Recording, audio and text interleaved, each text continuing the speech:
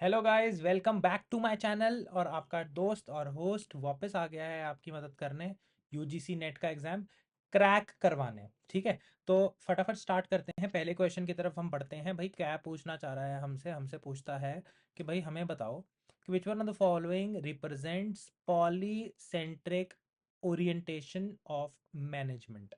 Polycentric orientation of management कौन सा represent करता है? भाई हमें पता ही नहीं पॉलीसेंट्रिक क्या होता है, तो क्या बताएंगे आप?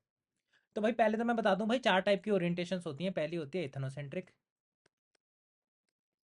दूसरी होती है ये दे रखी है पॉलीसेंट्रिक, तीसरी होती है रीजियो, और चौथी होती है जियो। ठीक है, जियो, जियोसेंट्रिक। अब देखो, मैं बता दूं आपको यहाँ पर कि इथनोसेंट्रिक ओरिएंटेशन में कंपनी क्या करेगी, या कोई भी कंपनी क्या करती है इथनोसेंट्रिक में, क्या करेगी वो कि जैसे लेट्स सपोज उस कंपनी अपने प्रोडक्ट बना के बेचती है इंडिया में। ठीक है, तो इंडिया के सेम प्रोडक्ट्स वो कंट्रीज में, दूसरी कंट्रीज में एक्सपोर्ट करेगी। Same product export without any modification, without any changes. कोई भी, जैसे जो मैं फ़ोन इंडिया में बेचता हूँ वही मैं फ़ोन बाहर बेच रहा हूँ, श्रीलंका में, बांग्लादेश में, अमेरिका में। ठीक है, तो ये हो गया इथनोसेंट्रिक। पॉलीसेंट्रिक होता है बेटा यहाँ पर कि जैसा मैं होम कंट्री में बना के बेचता हूँ सेम टू सेम नहीं बेचूंगा मैं बेटा।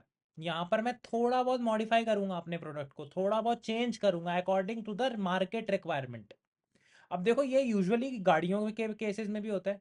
अब देखो इंडिया में लेट्स सपोज कोई गाड़ी निकाली किसी और नाम से, अमेरिका में वही सेम गाड़ी आ रही होगी किसी और नाम से, किसी और इंजन स्पेसिफिकेशन से।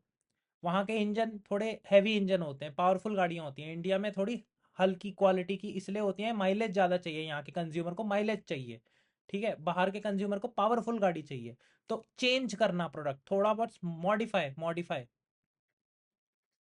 Modify the product and then export according to that particular region. ठीक है, तीसरा है रीजियो। रीजियो बेटा सबसे मस्त है। क्यों? क्योंकि तीन चार कंट्रीज को एक रीजन बनाकर जब वो कंपनी उस रीजन को टारगेट करती है, उस रीजन के हिसाब से प्रोडक्ट बनाती है, तो वो बन जाती है regio centric. Let's suppose example लेता हूं मैं, साड़ीज, जो सिल्क साड़ीज होती हैं, वो सिर्फ बेटा इंडिया में लोग पहनते हैं? नहीं, वो बांग्लादेश में भी पहनते हैं, श्रीलंका में भी पहनते हैं, पाकिस्तान में भी पहनते हैं, नेपाल में भी पहनते हैं। तो चार पांच कंट्रीज का, 10 भी हो सकती हैं, ज्यादा भी हो सकती हैं कंट्रीज का, के हिसाब से जब मैं प्रोडक्ट बना रहा हूँ, उन कंट्रीज को हिसाब से जब मैं प्रोडक्ट बना के बेच रहा हूँ, वो हो जाएगा हमारा रीजियो सेंट्रिक। और लास्ट बचता है हमारा जियो सेंट्रिक।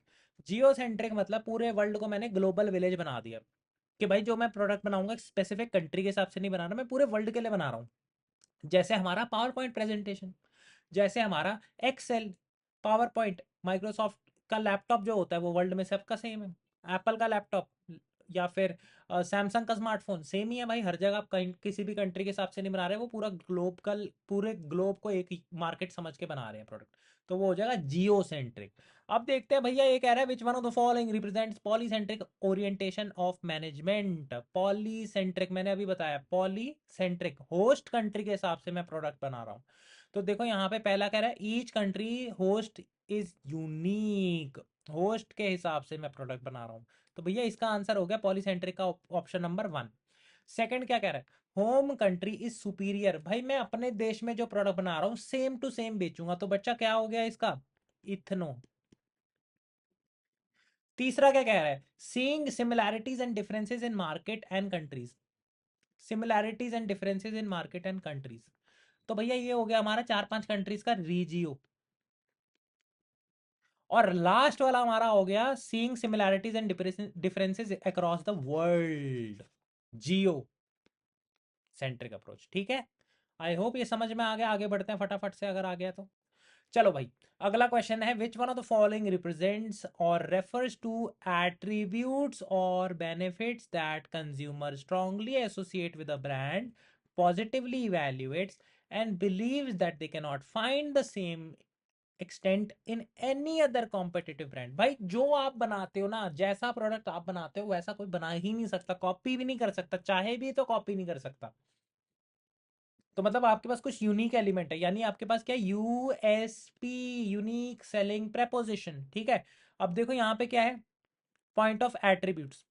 तो भाई पहले तो मैं बता दूं, ये जो टर्म है ये इंफॉर्मेशन टेक्नोलॉजी की टर्म है, जहां पर हम डेटा कलेक्ट करते हैं ऑन रियल टाइम बेसिस, और उसको डेटा की एनालिसिस भी साथ के साथ करते हैं। तो ये हमारे मतलब का नहीं है। आगे चलते हैं पॉइंट ऑफ डिफरेंस, कि भाई ये यूनिक एलिमेंट है, ये पॉइंट ऑफ डिफरेंस है, ये एलिमेंट है जो आपको अलग करता है दूसरों से। तो इसका आंसर सेकंड हो गया। पॉइंट ऑफ पैरिटी हो गया भाई सिमिलैरिटी, जो हमने लास्ट क्लास में भी या लास्ट वीडियो में भी हमने कवर किया था, कि भाई मैकडोनल्ड्स भी बनाता है फास्ट फूड, सबवे भी बनाता है, दोनों क्या बनाते हैं, फास्ट फूड, सिमिलैरिटी है। और पॉइंट ऑफ डिफरेंस में हमने बोला था कि भाई हेल्दी फास्ट फूड कौन बनाता है, हमारा सबवे, ठीक है। तो यहाँ पे मैं कोई प्रमोशन नहीं कर रहा हूँ, बस इन्फॉर्म कर रहा हूँ। आगे चलते हैं। पॉइंट ऑफ परचेज, भाई ये होती है मार्केटिंग की एक बहुत अच्छी टर्म। इसमें क्या होता है कि भाई कंज्यूमर, शॉपकीपर अपने प्रोडक्ट्स को अपने शॉप में इस तरीके से लगाता है, लेआउट ऐसे लगाता है ताकि कंज्यूमर की नजर पड़े, हर प्रोडक्ट पे दिखे उसको क्लियरली। पॉइंट ऑफ परचेज मतलब लेट्स सपोज जब आप शॉप पे पेमेंट करने जाते हो तो आप देखना एकदम आसपास ही चॉकलेट्स के काउंटर्स होंगे, बिल्कुल पेमेंट काउंटर पे, वो होता है पॉइंट ऑफ परचेज। जहां पर कंज्यूमर परचेज कर रहा है, जहां पे पेमेंट कर रहा है, वहां पे वहां का लेआउट, ताकि कंज्यूमर की नजर और प्रोडक्ट्स पे पड़े, ये बेचने की स्ट्रेटेजी है। आप लेने जाओगे ब्रेड, लेके आओगे चॉकलेट, है ना, चॉकलेट लेके आओगे ना, ये कौन सा हो गया हमारा, पॉइंट ऑफ परचेज की वजह से हुआ कि आपकी नजर पड़ गई। इसका एक और टर्म होता है, क्या होता है बच्चों बताओ, क्या होता है, बताना नेक्स्ट वीडियो में, कमेंट्स में बताओ इसको क्या बोलते हैं। आगे चलते हैं, क्वेश्चन नंबर 3, एडवर्टाइजर, हाँ स्टेटमेंट दे रखे हैं, उसमें बताना है कौन सा सही कौन सा गलत है, ठीक है। Advertising is any paid form of personal presentation, any paid form of personal presentation and promotion of ideas, goods, services by an identified sponsor. बेटा वेरी गुड, पूरी स्टेटमेंट सही है, पूरी स्टेटमेंट सही है भाई, एक वर्ड ने गलत कर दिया उसको, पूरी स्टेटमेंट सही थी, एक वर्ड ने गलत कर दिया, और वो मैंने अंडरलाइन पहले ही कर दी है। पर्सनल, पर्सनल भाई, personal, is it personal, when you are watching an advertising on television, is it a personal form of communication? जब आप टीवी पे ऐड देखते हो, न्यूज़पेपर पे ऐड पढ़ते हो, क्या वन टू वन आपको कोई अखबार आपको बोलते हैं भाई लेना है तो ले लो, मैं आपकी मदद कर दूंगा, बात करता है आपसे टीवी वाला, नहीं कर सकता ना। आप उससे पूछ सकते हो कोई डाउट कि भाई मेरे को ये प्रोडक्ट लेना है, क्या है, कितने का दोगे, नहीं कर सकते भाई, पर्सनल नहीं होता। Advertising is a never personal. आप बुलेटिन बोर्ड पे कोई देखते हो ऐड, ठीक है, फेयर एंड लवली की ऐड देख ली, तो आप उससे बात कर सकते हो फेयर एंड लवली वाली ऐड से, नहीं कर सकते भाई। तो ये हो गया हमारा पर्सनल, गलत हो गया, तो ये स्टेटमेंट इस वजह से गलत हो गई, ठीक है। एडवर्टाइजिंग इन नेवर पर्सनल, ठीक है। अब sales promotion consist of mostly long-term incentives tools designed to stimulate greater purchase of a particular product and service by consumer or trade। तो भाई एडवर्टाइजिंग तो आप लोगों को पता है, सेल्स प्रमोशन क्या होता है, यूजुअली ना कंपनी की जब सेल कम हो रही होती है, ठीक है, जब सेल्स आ नहीं रही, लोग प्रोडक्ट खरीद नहीं रहे, उस केस में वो क्या करते हैं, सेल्स प्रमोशन टेक्निक्स निकालते हैं। अब उसमें क्या करेंगे वो लोग, सेल्स प्रमोशन टेक्निक्स कैसे निकालेंगे, वो लोग क्या करेंगे कि भाई थोड़ा बहुत by one get one free, by one get one free, by one get one free, या फिर 50% ऑफ, ठीक है। या फिर आपने शर्ट्स पे देखा होगा, बाय,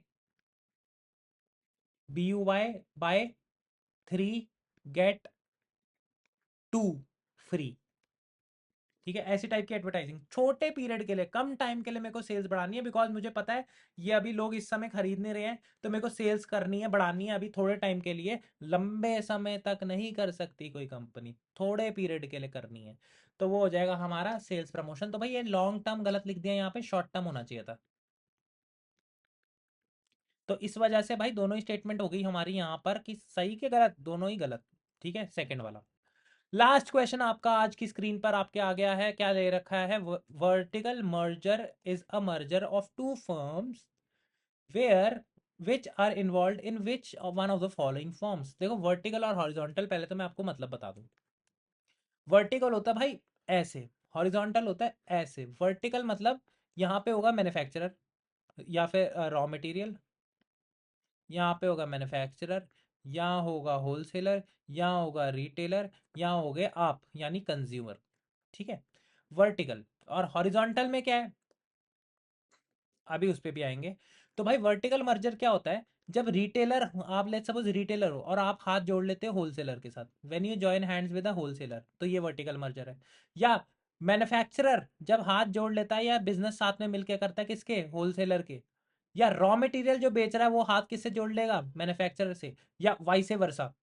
यानी कि चेन ऑफ लाइन या लाइन जो चैनल्स ऑफ मार्केटिंग है उसमें चैनल्स में आपस में लोग जुड़ जाते हैं, ठीक है, उसको बोलेंगे हम लोग कौन सा, वर्टिकल। अब हॉरिजॉन्टल क्या होता है, हॉरिजॉन्टल ये होता है सेम लेवल पे, यानी कि एक रिटेलर दूसरे रिटेलर के साथ जब हाथ जोड़ ले, या एक होलसेलर दूसरे होलसेलर के साथ हाथ जोड़ ले, साथ में बिजनेस करे, या मैन्युफैक्चरर एक मैन्युफैक्चरर दूसरे मैन्युफैक्चरर के साथ हाथ मिला ले, तो ये हो जाएगा हॉरिजॉन्टल मर्जर।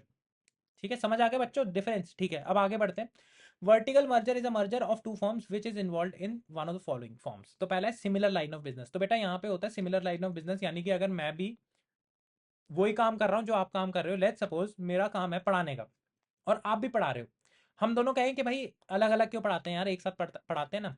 तो ये हो गया कॉन्सेंट्रिक मर्जर। ठीक है, सेम काम, मैं पेन बना रहा हूँ आप भी पेन बना रहे हो, साथ में मिलकर बनाते हैं, चलो, ये हो गया concentric. Different stages of distribution and production in same business activity is known as vertical merger. ठीक है, समझ गए, ये तो सही हो गया। भाई अभी हमने डिस्कस किया वर्टिकल होता है कि भाई सेम प्रोडक्ट बना रहे हैं, but what are we doing, we are doing that two of the key parties like retailer and wholesaler are coming together, और मैन्युफैक्चरर और होलसेलर आर कमिंग टुगेदर। तो भाई ये सेकंड हो गया। Different and unrelated business activities, different and unrelated business activity, मतलब भाई जो आप बना रहे हो, लेट्स सपोज मैं पेन बनाता हूँ, आप बनाते हो क्या, गाड़ियाँ। मैं पेन बना रहा हूँ, आप बना रहे हो गाड़ी, दोनों के बिजनेस क्या है, बहुत अलग है। गाड़ी और पेन का कोई लेना देना ही नहीं है। तो ये क्या हो गया यहाँ पर, कॉन्ग्लोमरेट, कॉन्ग्लोमरेट मर्जर। मतलब जो मैं बना रहा हूँ वो आप नहीं बना रहे, जो आप बना रहे हो वो मैं नहीं बना रहा, बट फिर भी हम लोग कह रहे हैं कि आके चलो यार साथ में मिलकर काम करेंगे, तो conglomerate merger. Party similar line of business and partly different line of business. तो भैया ऐसा तो आई डोंट नो, चलो। Thank you so much guys, I will meet you in the next one, I will meet you tomorrow, so please बने रहिए मेरे साथ एंड अपना नेट क्लियर करिए प्लीज़। चलो, ओके।